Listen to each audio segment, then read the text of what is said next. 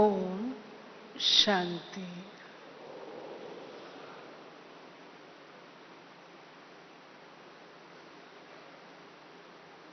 आज की सभा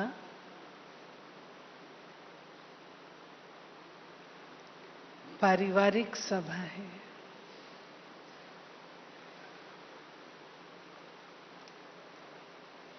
इसमें कुमार भी बैठे हैं,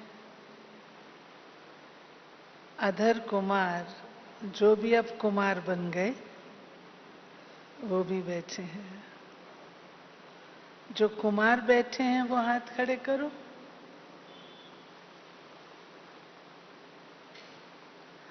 और जो अधर कुमार बैठे हैं वो हाथ खड़े करो। आपने कुमारों में हाथ क्यों नहीं खड़ा किया? हाँ?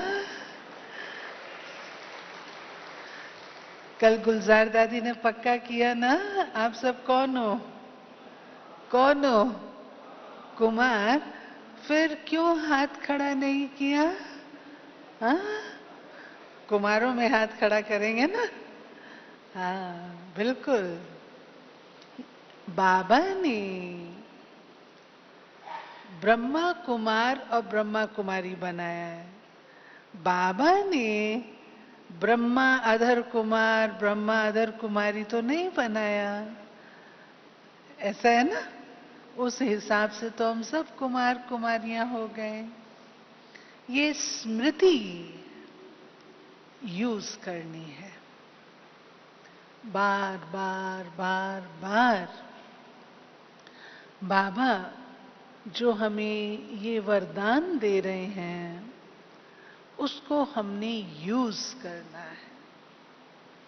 जितना बुद्धि में लॉजिक और रीजन से ये बात सेट हो जाती है कि मैं कुमार हूं, तो स्मृति में वो फिर बसती है और कर्म में भी दिखाई देती है। तो इस भट्टी से ये बात हम सब पक्की करके जाएंगे। हम सब कौन है? कुमार। और कुमार क्या कहेंगे? हम सब कौन है? हाँ? कौन है? हाँ? सनत कुमार। सनत कुमार शुद्ध, प्योर, भोले, इनोसेंट, वो कुमार है। ठीक है? अच्छा, आज का विषय जब मुझे कल रात को दिया गया तो थोड़ा सोच चला। अलर्ट स्थिति से वरदानों की अनुभूति। तो अलर्ट स्थिति हम किसे कहते हैं? हम सब बाबा के प्यारे लाडले बच्चे जिस दिन से बाबा के बनते हैं उस दिन से अपने लक्ष्य की ओर हमारे कदम उठना शुरू हो जाते हैं। और बाबा की पढ़ाई से, अपने साथियों के अनुभवों से, अपने बड़ों की दुआओं से हमें अपना पुरुषार्थ बहुत प्यारा लगता है। हम बहुत एक्टिव होते हैं, अलर्ट होते हैं और बहुत बहुत हमारी चाल चलन अट्रैक्टिव बन जाती है। हम ऑल राउंड होते हैं। एक्टिव, कोई प्रकार की सुस्ती नहीं होती, अलबेलापन नहीं होता। अलर्ट, बुद्धि से बहुत चौकन्ने रहते हैं। ऐसे हमें अलर्टनेस और कोई प्रकार की तो नहीं चाहिए। युद्ध के मैदान में हम खड़े हैं, माया के साथ हमारा युद्ध है, और एक तरफ है प्रभु पांडव और दूसरी ओर है माया और कौरव। युद्ध के मैदान में हर एक अनुभवी है कि जितना अलर्ट होता है उतना ही वह शत्रु से बचा रहता है। मैं इस विषय पर पुनः आऊंगी। तीसरा शब्द है अट्रैक्टिव। अट्रैक्टिव अर्थात बाबा के बनने के बाद हमारा जीवन नया हो जाता है। हम नए रीति से अपना जीवन यापन करते हैं।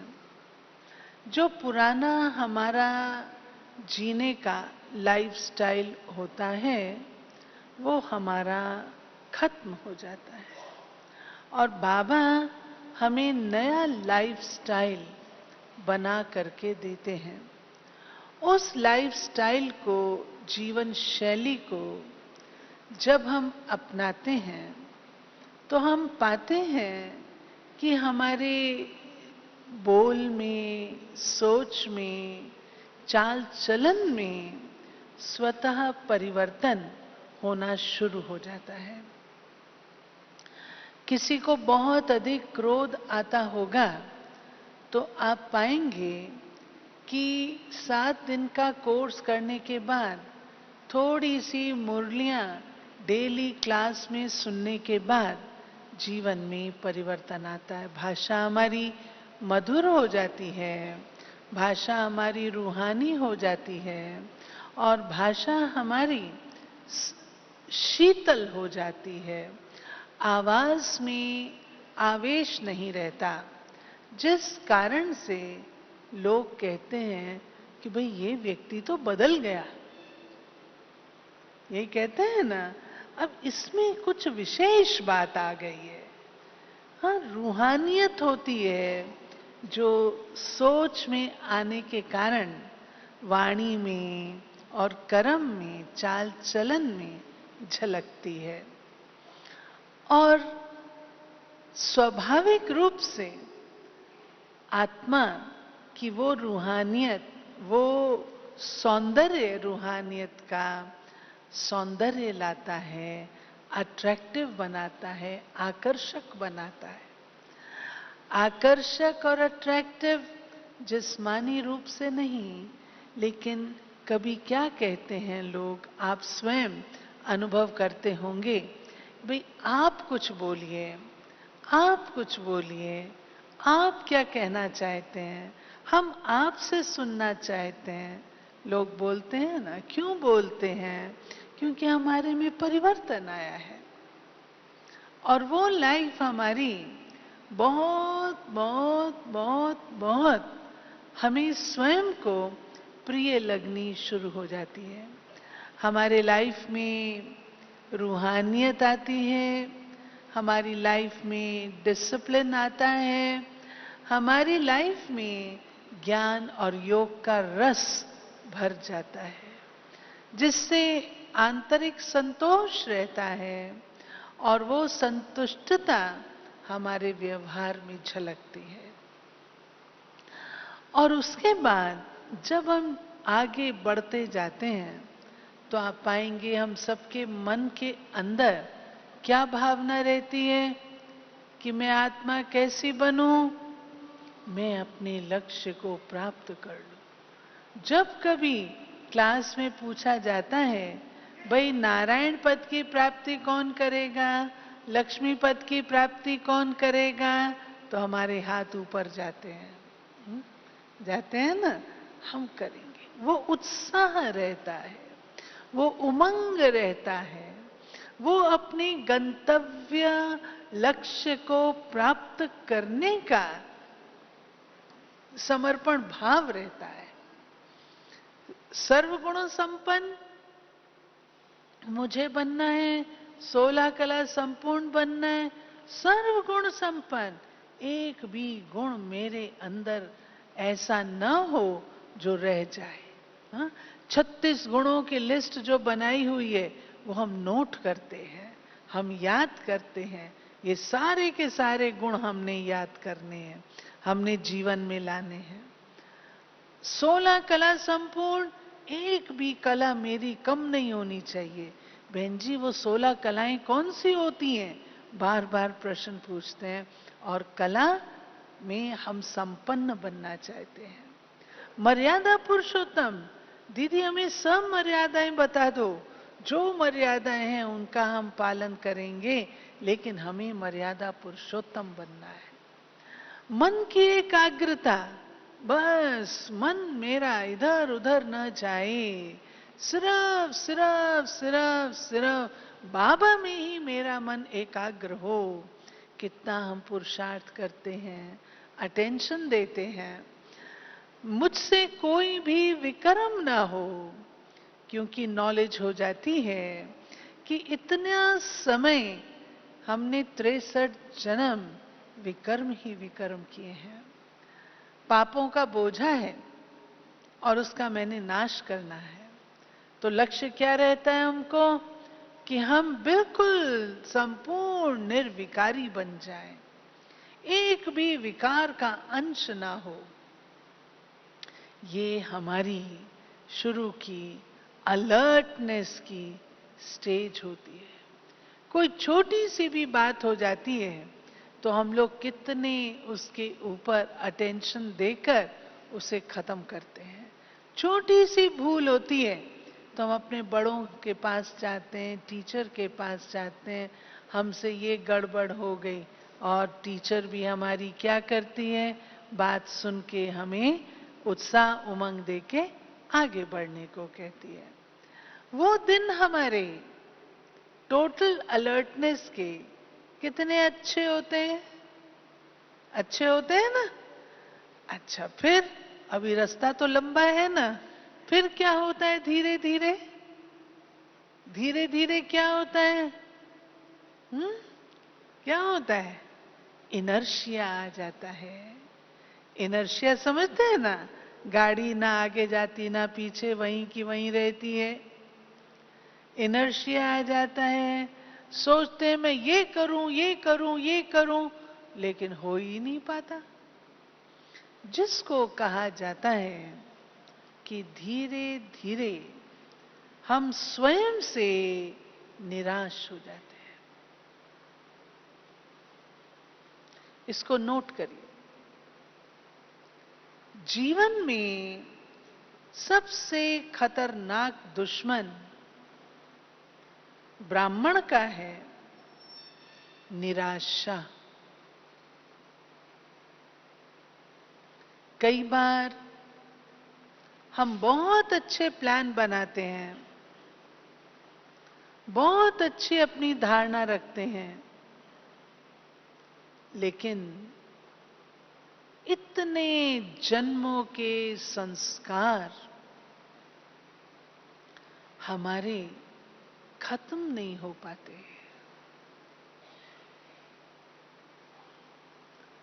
बहन जी क्या करूं? आप हमको ये कहते हो, मैंने बहुत पुरुषार्थ कर लिया, बहुत मेहनत कर ली, बहुत अपने आप को समझा लिया, लेकिन मैं क्या करूं? मेरा ये संस्कार जाता ही नहीं।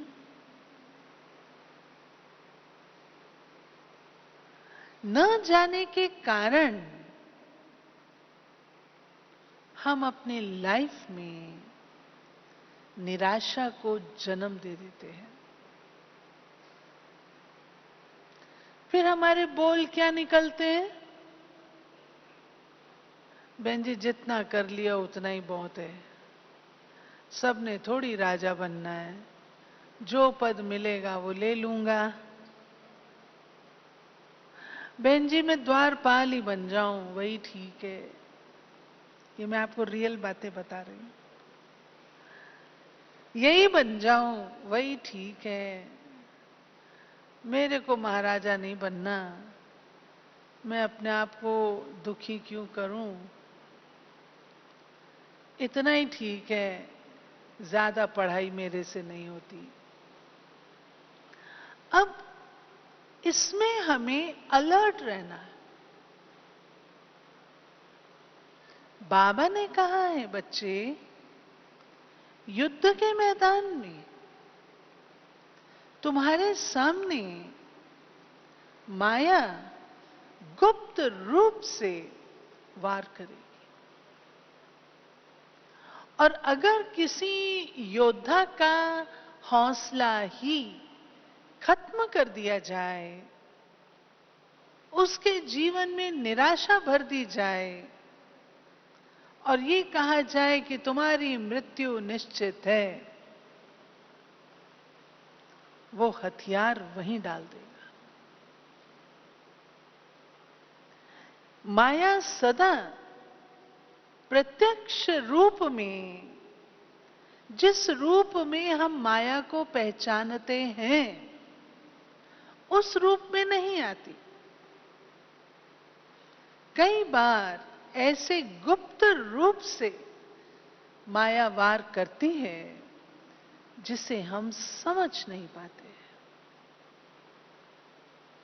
सोने के हिरण के रूप से,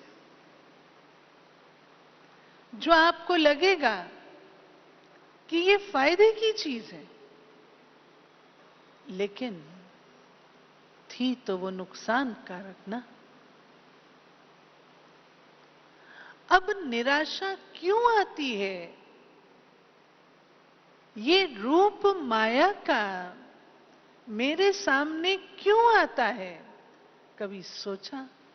अवश्य सोचा होगा। निराशा का आने का कारण है प्राप्तियों का अनुभव नहीं होता। हम अमृत वेले उठकर तो बैठते हैं, लेकिन नींद आती है।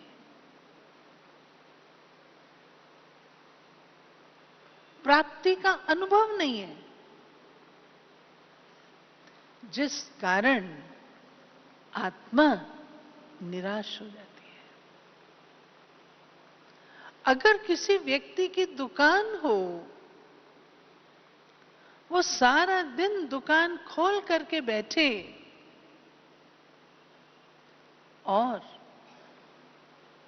दिन के अंत तक उसकी बोनी भी ना हो, तो वो क्या सोचता है कि ये दुकान रखने का मुझे फायदा ही क्या है? दुकान को मैं समेट लूं, बंद कर दूं। इसी रीति से सारे दिन में अगर अपने पुरुषार्थ से प्राप्ति का अनुभव नहीं होता, तो निराशा का आना स्वाभाविक हो जाता है, गेट खुल जाता है। और जब निराशा आती है तो अकेली नहीं आती है, अपने साथ अपना परिवार लेकर के आती है। निराशा के परिवार में कौन कौन है, वो आप जानते हैं। कंपैरिजन आ जाएगा, कंपटीशन आ जाएगा, ईर्ष्या आ जाएगी, हसद आ जाएगा, स्वयं से घृणा आना शुरू हो जाएगी, बहुत सारी बातें। तब बाबा हम बच्चों को कहते हैं, बच्चे तुम युद्ध के मैदान में हो तो तुम कमाई के संसार में भी हो, तुम व्यापारी हो। रोज अपनी चेकिंग करो कि आज मुझे क्या प्राप्ति हुई। और प्राप्ति अगर करनी है तो लक्ष्य रखना है। चाहे मैं अमृत वेला बैठती हूं, चाहे मैं मुरली क्लास में होती हूं, चाहे मैं सारे दिन सेवा में होती हूं, व्यापार और व्यवहार में होती हूं, हर क्षेत्र के लिए बाबा ने हमें किस बात पर अलर्ट रहना है उसकी सावधानी दी हुई है। और वहां से मैं क्या प्राप्तियां कर सकती हूं उसकी सावधानी समझ मुझे दी हुई है। अगर मैं उन बातों को दोहरा भी लूं ना तो मैं कदापि प्राप्ति से वंचित नहीं हो सकती। और अगर मेरी मुट्ठी भरी हुई है तो मुझे निराशा कदापि आ नहीं सकती। कभी कभी ऐसा होता है, कोई संस्कार होता है जिसको हम छोड़ नहीं पाते हैं।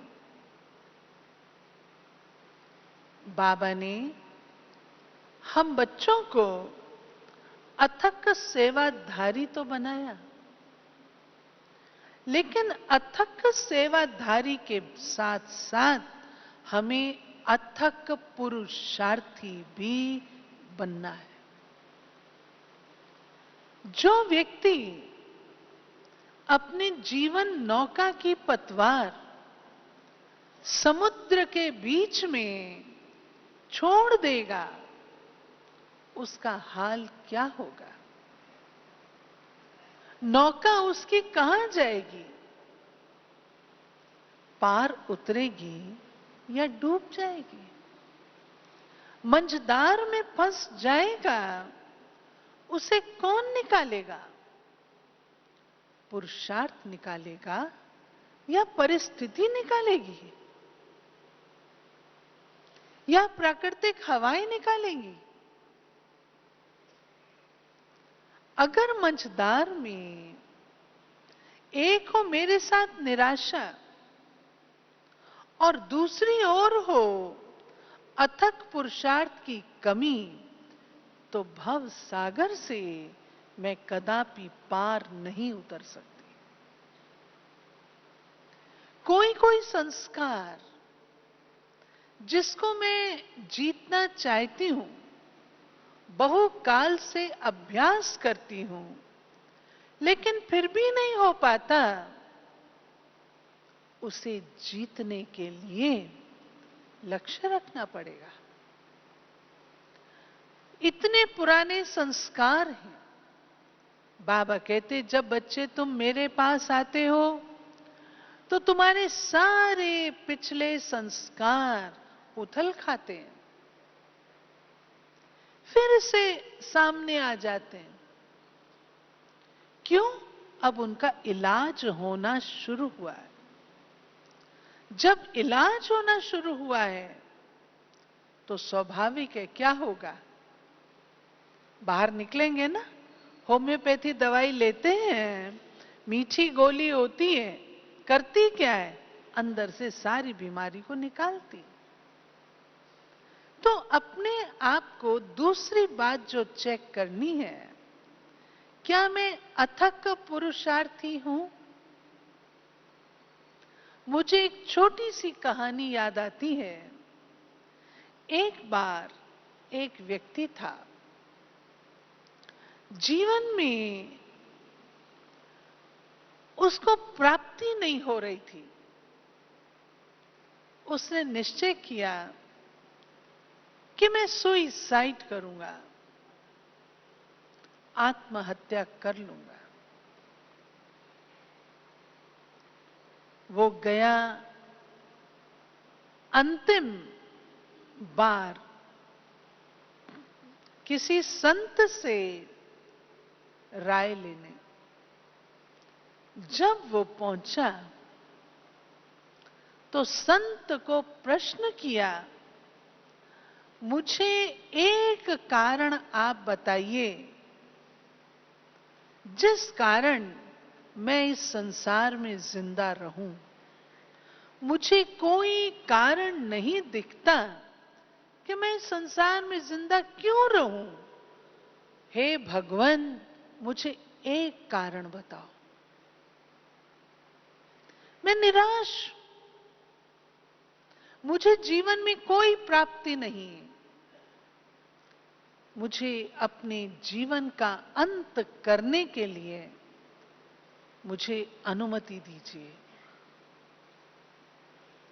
उस संत ने उस व्यक्ति के हाथ में 2 प्रकार के बीज दिए। एक बीज था जो उसने बोया, 2-3 दिन के बाद उसके चारों ओर घास वगैरह अंकुरित हुआ और वो बढ़ने लगा। दूसरा बीज बोया, 1 साल बीत गया, कुछ नहीं हुआ। पुनः उसके पास गया, उसने कहा वेट, इंतजार करो। दूसरे वर्ष पुनः पहले वाला बीज और बड़ा हुआ, लेकिन जो दूसरा बीज था वहां कुछ नहीं हुआ। तीसरे वर्ष पहले वाले बीज वाले प्लांट्स और बढ़ गए और जो दूसरा बीज था उसमें से जरा सा अंकुर निकला।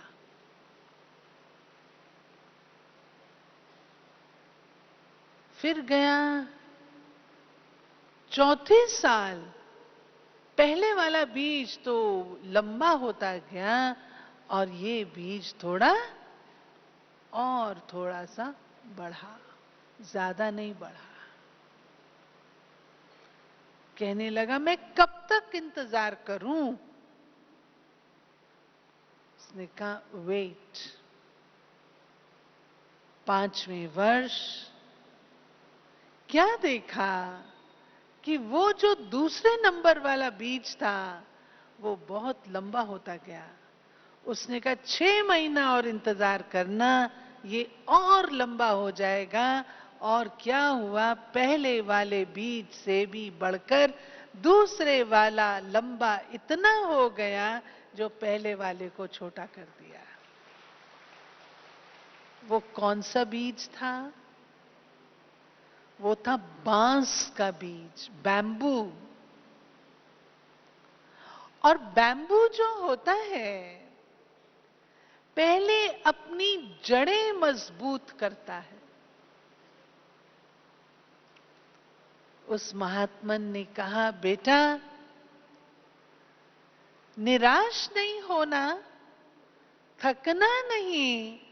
ये जो बीज है जड़ें मजबूत करता है और तब जड़ें मजबूत होने के बाद फिर ऊपर चढ़ जाता है। इसी रीति से प्यारे भाइयों, कई बार हम सोचते हैं कि मैं अमृत वेला भी कर रहा हूं, क्लास भी रोज कर रहा हूं, मैं मर्यादाओं का पालन भी पूरा कर रहा हूं, मैं यज्ञ में सेवा भी पूरी कर रहा हूं, लेकिन मेरी उन्नति प्रगति इतनी नहीं है। आप ये सब काम जो कर रहे हैं ये आपके जीवन की जड़ें मजबूत कर रहे हैं और ये जड़ें आपको ऊंचाइयों तक पहुंचा देती हैं।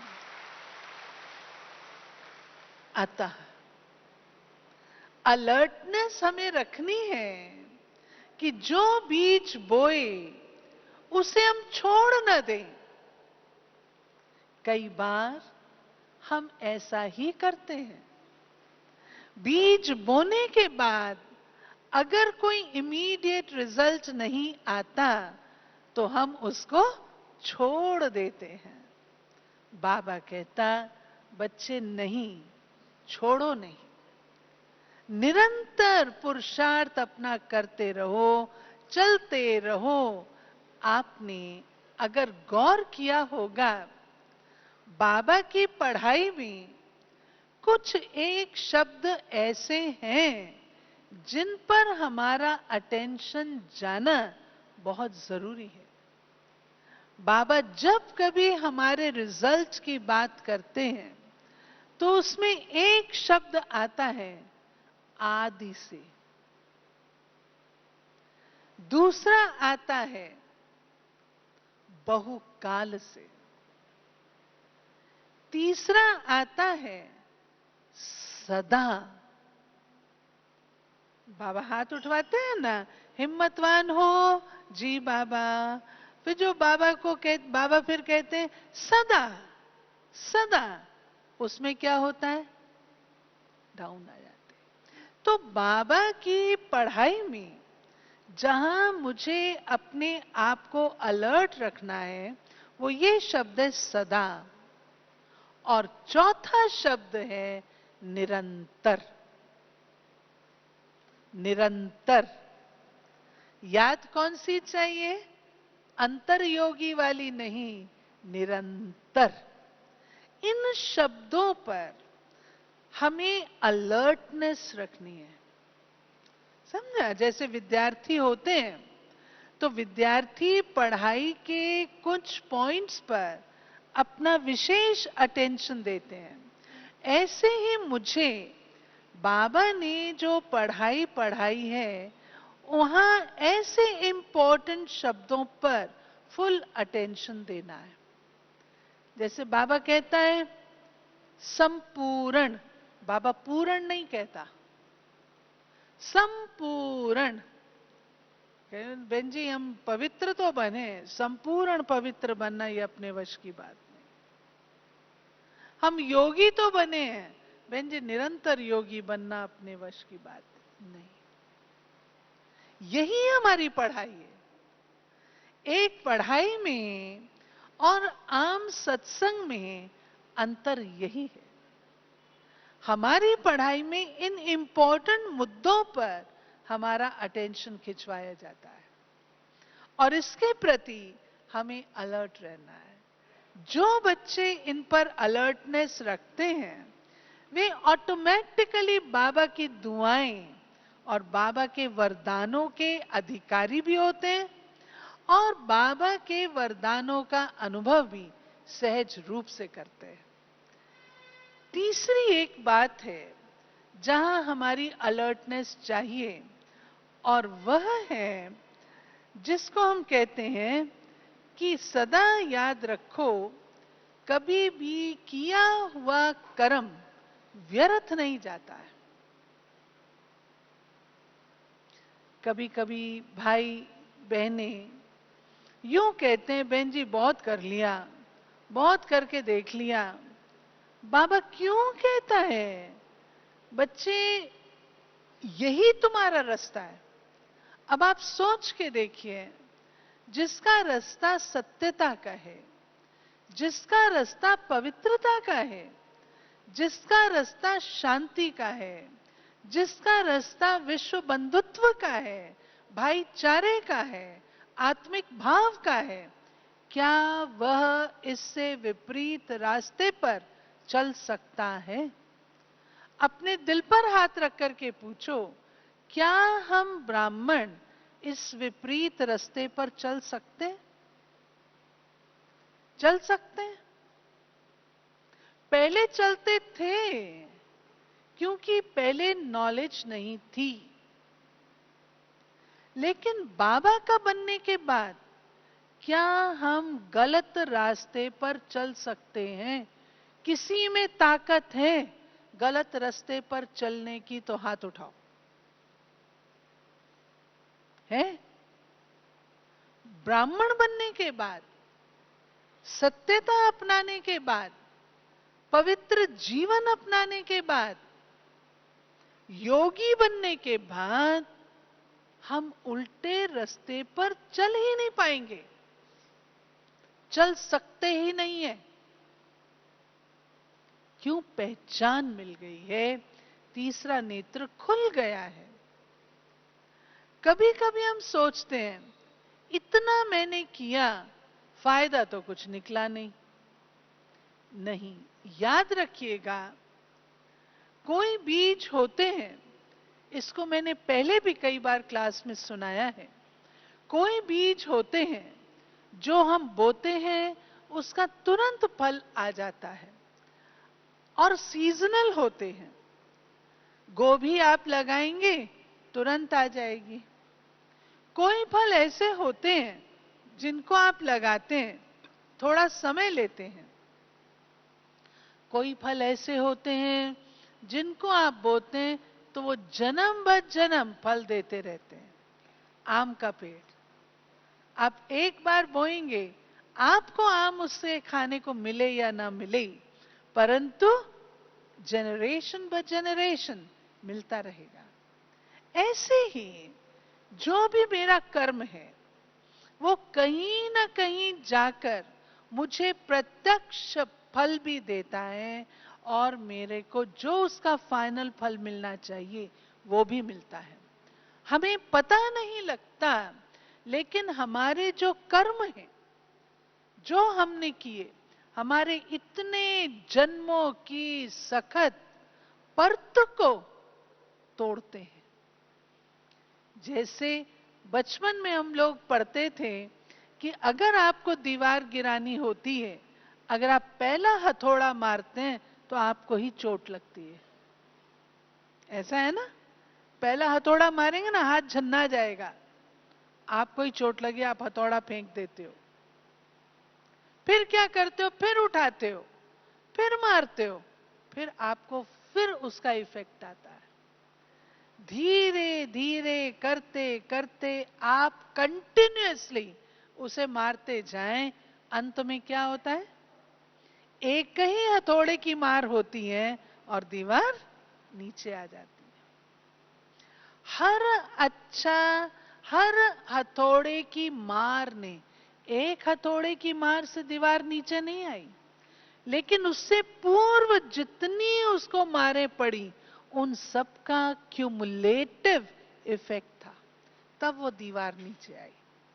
ऐसे ही हमारे हर अच्छे कार्य, चाहे वो मर्यादा है, चाहे वो श्रीमत पालन है, कुछ भी है, जो भी अच्छा कर्म है, उसको हम निरंतर करते रहते हैं, उसका अंत रिजल्ट अच्छा ही निकलता है। और जो अपने कड़े संस्कार हैं, उन पर वो चोट पड़ते पड़ते वो दीवार ढीली पड़ती। ठीक है? तो तीसरी बात सदा याद ये रखनी है कि कदापि कोई भी कर्म जो मैं समर्थ कर्म करती हूं, अच्छा कर्म करती हूं, वो कदापि व्यर्थ नहीं जाता। ठीक है? मंजूर, इस लॉ से सहमत है ना सब? हाँ, कर्म का लॉ तो हम जानते हैं, इस लॉ से हम सब सहमत हैं।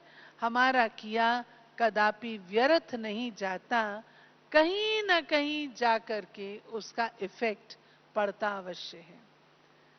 चौथी बात, जहां अलर्टनेस की आवश्यकता रहती है, वो है कभी कभी हम छोटी छोटी बातों को, छोटी छोटी बातें होती हैं, छोटी छोटी आदतें होती हैं, उसको हम नजरअंदाज कर देते हैं। बात छोटी सी है, लेकिन हम उसको इग्नोर कर देते हैं। मैंने एक लेखक, अंग्रेजी लेखक का पढ़ा था, जिन्होंने कहा, always remember there are no little things in the world. सदा याद रखिए, संसार में कोई भी छोटी चीज नहीं होती। उदाहरण के रूप से हम सब ने बचपन में सीखा है कि जहाज में अगर एक छोटा सा छेद होता है तो जहाज को डुबो देता है। पढ़ा है? पढ़ा है? ऐसे ही हमने क्या सीखा है? अ स्टिच इन टाइम सेव्स 9। अगर कपड़ा फटा हुआ है, वहां एक ही टांके की जरूरत है। अगर मैं उसको लगा देती हूं तो मुझे अधिक मेहनत से वो बचा लेता है। लेकिन अगर वो एक टांका नहीं लगाती हूं, बढ़ता जाता है, तो मुझे क्या करना पड़ता है? ज्यादा समय देकर के उसको सिलाई करना पड़ता है ना। ऐसे ही हमारे सबकी जिंदगी में छोटी बात, मोटी मोटी बातें जो विशालकाय हैं, उनको जीतना हमको कठिन नहीं लगता। हाथी किससे मरता है? छोटी सी चींटी से। बड़ी चीज नहीं, छोटी सी चींटी से। जहाज का एक्सीडेंट कैसे होता है? एक छोटी सी चिड़िया आ जाती सामने, बर्ड हिट। यही है ना। इसी तरह से अगर हम अपने लाइफ में ये समझते हैं, बहन जी इसमें क्या बड़ी बात थी, बहन जी ने इतनी लंबी क्लास करा दी, बात तो छोटी सी थी, इतना उसको समझाया, बात तो इतनी सी थी। या कई बार हम क्या कह देते हैं, तो क्या हो गया, अगर ऐसा हो गया तो क्या हो गया।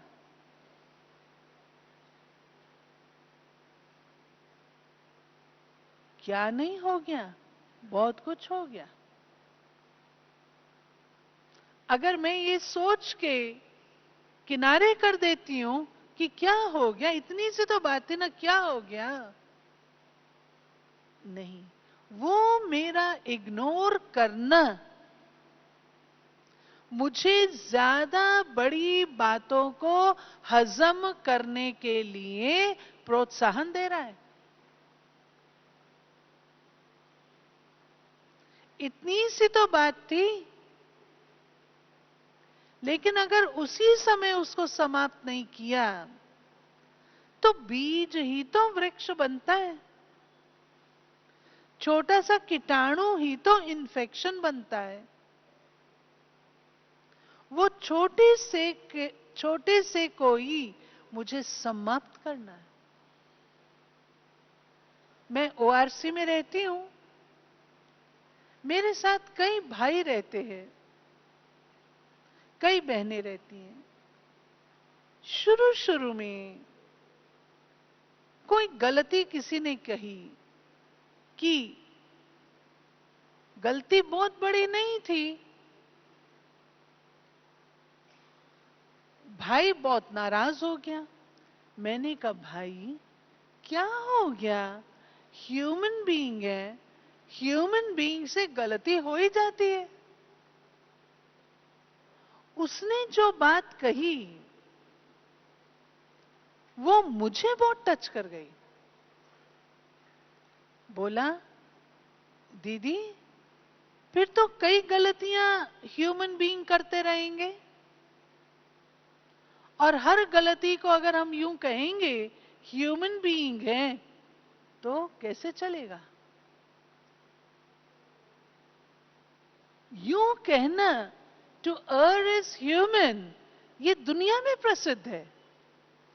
टू err इज ह्यूमन माना गलती करना मनुष्य का स्वभाव है। लेकिन हम कौन है? हम, ये बात दुनिया के लोगों के लिए तो प्रसिद्ध है, हम कौन है? हम ब्राह्मण भी हैं, हम योगी भी हैं, और हमारा बाबा छोटी सी गलती को इतनी बड़ी गलती करके बताता था ताकि व्यक्ति सदा के लिए सीख जाए। एक बार मैं आपको सुनाती हूं इस पर। एक बार बाबा ने, बड़े दीदी थे, दीदी मनमोहिनी, उनको कहा दीदी बैंगलोर की पार्टी आई है, तो तुम अंगना को थोड़ी टोली बाबा की तरफ से भेजना। अंगना भाई बैंगलोर का बहुत मीठा भाई, और बाबा मुरली में भी उनका नाम लेते हैं। बहुत ही अच्छा भाई था। बाबा बोलता था, अंगना भाई, हमने तो देखा हुआ है, बाबा बोलता था उसकी आंखों से आंसू आते थे। इतना मीठा था, इतना बाबा से प्यार था उसका। तो पार्टी जानी थी, दोपहर का टाइम हुआ, दीदी ने किसी बहन की ड्यूटी लगाई कि ये पार्टी जाएगी, उसको टोली देना है। दीदी भी रेस्ट में चली गई। शाम को बाबा ने पूछा, दीदी अंगना को टोली गई? दीदी ने कहा, निश्चय से बाबा, जरूर गई होगी, मैं पता करके बताती हूं। जिस बहन को दीदी ने काम दिया था उसको पूछा कि तुमने वो टोली भेज दी? तो बोला कि मैं तो भूल गई। तो दीदी आई बाबा के पास, बाबा टोली तो गई नहीं, वो बहन भूल गई। दीदी ने सहज स्वभाव से कहा। बाबा ने क्या कहा वो सुनिए। बाबा ने कहा, बच्ची ये छोटी गलती नहीं है। बच्चे को टोली जाती, उसको बाबा याद आता, कितना खुश होता, बाबा बाबा करता, जो उसके योग में कमाई होती, उस सब का जो घाटा पड़ा वो तेरे खाते में गया।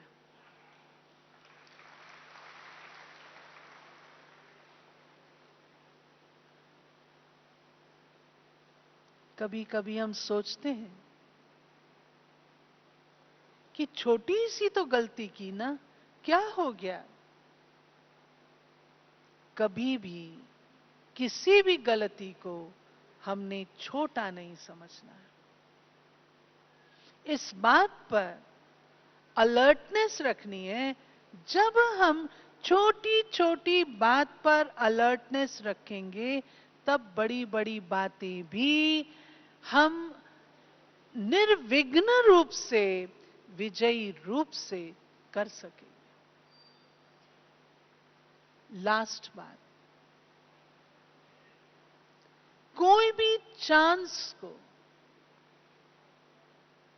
कोई भी बात को पोस्टपोन नहीं करो। कल कर लेंगे, थोड़ी देर में कर लेंगे, नहीं। हम जब ट्रेनिंग कर रहे थे, वो ट्रेनिंग के संस्कार दादियों ने इतने कूट कूट के अंदर डाले हुए हैं। हमें बड़े कोई भी सेवा कहें, हमारे मुख से कदापि ना नहीं निकल सकती।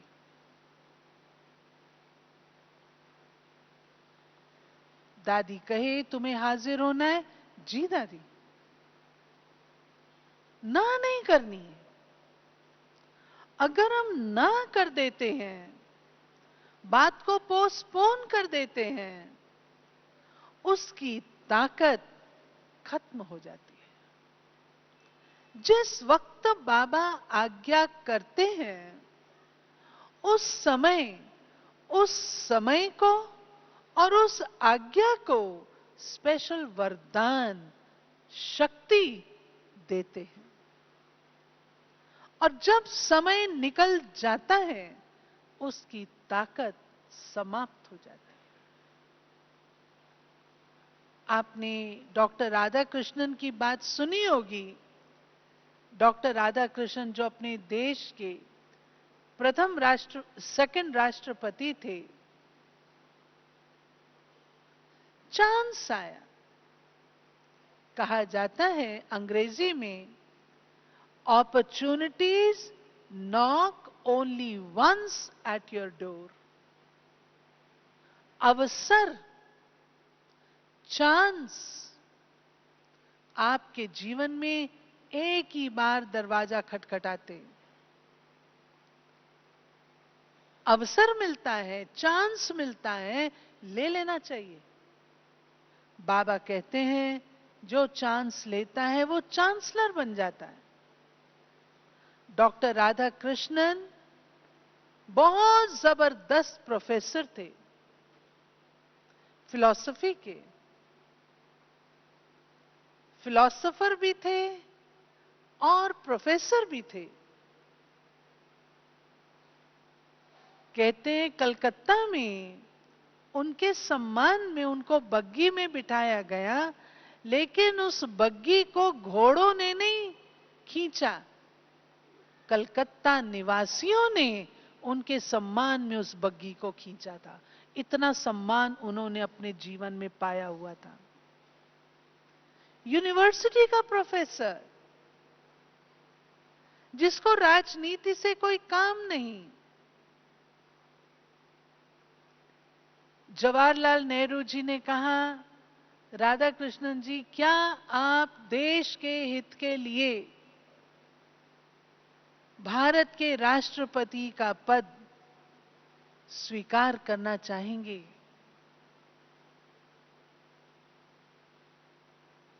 और उन्होंने ये सोचा, फिलॉसफर सोचता, ये सोचा एक तरफ है मेरा जीवन उपार्जन और दूसरी तरफ है राष्ट्रहित, मुझे क्या करना है, और तुरंत स्वीकार कर लिया और वो देश के राष्ट्रपति बन गए। साधारण व्यक्ति देश का राष्ट्रपति। ऐसे ही प्यारे भाइयों, हमारी जिंदगी में, सबकी जिंदगी में अपॉर्चुनिटीज आती हैं। हमें कहा जाता है कौन करेगा, हम सोचते हैं ये कर ले, ये कर ले, ये कर ले, लेकिन अगर हम अपना हाथ उठाते हैं हम करेंगे, तो जो कदम उठाता है बाबा उसको वरदान शक्ति भी भरपूर देता है, खूब देता है। इसलिए अपनी हिम्मत का कदम और बाबा के लाखों वरदानों के अधिकारी बनना, अपॉर्चुनिटी लेने में अलर्ट रहना, ऐसा नहीं दूसरे की अपॉर्चुनिटी हम खींच लें, छीन लें, वो नहीं है। लेकिन अगर कोई ऑफर आई है, चांस आया है और मुझसे कहा जाता है कि आपको ये अवसर है, तो मुझे कदापि ऐसा सोचना नहीं चाहिए, अगर मैं कर सकती हूं तो अवश्य उसे स्वीकार करके वरदानों की अनुभूति के अधिकारी बनना ही चाहिए। ओम शांति।